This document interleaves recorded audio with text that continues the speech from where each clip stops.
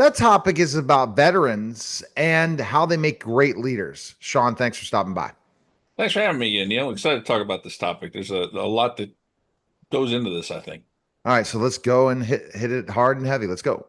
So when you hire a veteran, in many cases, you're bringing to the table somebody who, has discipline, has time management skills, has leadership, like real life leadership skills where they've led people in potentially combat, in all different levels of leadership within the military, which is something that you don't see as much of, obviously, especially the combat side of it, in the civilian sector. So you're bringing someone to the table that just has all these skills that, whether they were in 4 years or 30 years, it's been a part of their life and it's who they are to a degree right now. So you bring that in and you're going to have somebody who has the ability to, one, be where they're supposed to be and be on time, which apparently seems to be more of an issue here lately. You're going to have somebody who, once they understand the job, you're not going to have to micromanage them. You're not going to have to watch over them. They're going to, take it and run with it. And, they're going to take pride in what they do. That they're going to put the work in and they're going to perform. And so it's something that you seriously need to look at if you're not already hiring veterans. Right. That's so true because what happens is I'm seeing a lot of is the fact that people don't want to work, and somehow the military teaches you to have that great work ethic, show up on time, put the extra time in, than just the 40 hours sometimes, have a dedication to their work.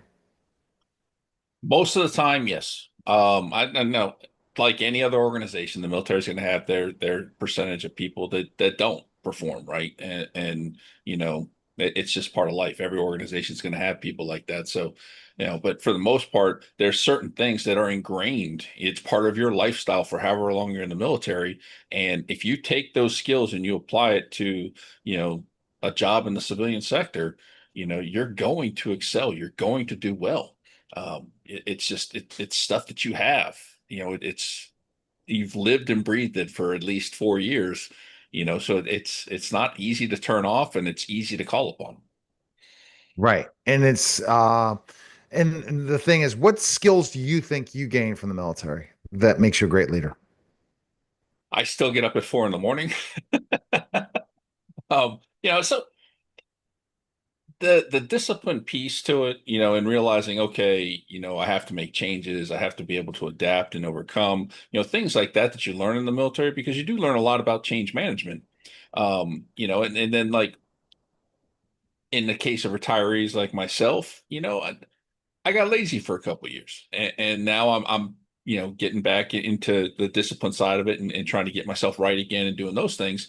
But I have that. It's like reaching back, like being an old football player or athlete. You can tap back into that old drive to get yourself back where you need to be.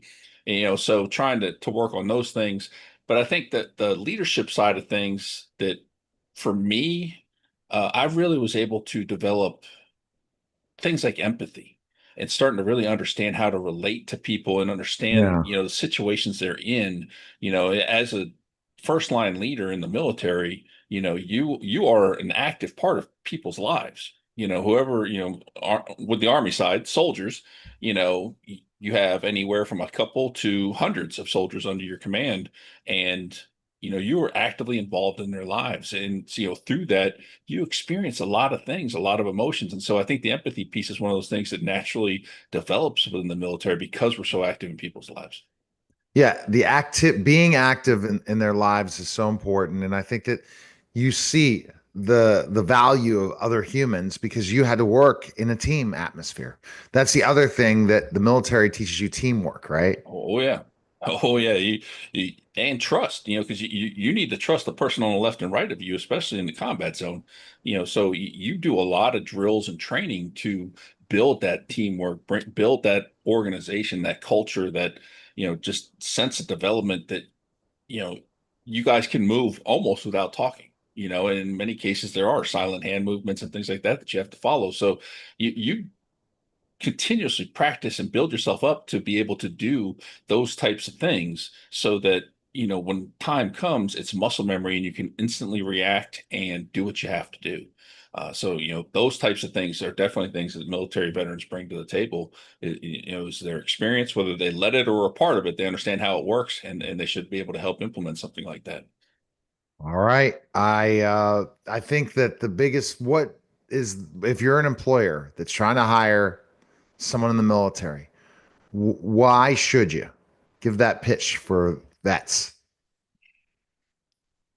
I think you should hire veterans because of the discipline, of the ability to be where they need to be at the right time, right place, and then the ability to do the work and take action without being micromanaged, being told every second of the day what they need to do, being able to actually move forward and knock out something and even take action without, direct direction from a boss. Maybe they're unavailable, but they can make a decision, say, hey, you know what, I think we need to do it this way and move forward with it.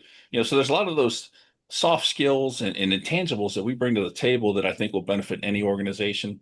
And on the flip side of that, I would also tell companies not to sleep on military spouses. Okay. You talk about an organization, a group of people that is super um, undervalued and brings so much to the table. That's another group they need to be looking at. All right. VET SOS Podcast. podcast.com. Yep. Appreciate Sean.